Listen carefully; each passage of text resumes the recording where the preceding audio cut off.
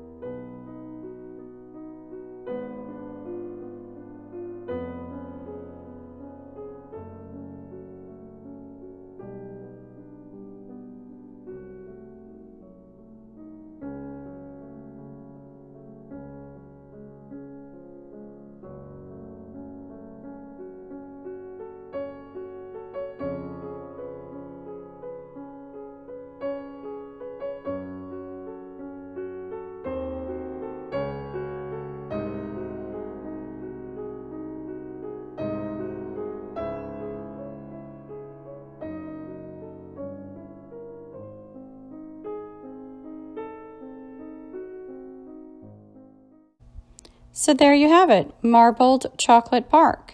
And you can pretty much make it anytime that you like in the house. All you need is a couple different types of chocolate and a little bit of parchment paper and you're set. So just play around with it. If you like one chocolate more than another, by all means, just use more of that chocolate and then a little less of the other. And then you can also play around with the different designs that you make each time. So until next time, have fun in the kitchen. Don't forget to subscribe, and I'll see you as well on my website, www.thesingingbakerboca.com. Thanks.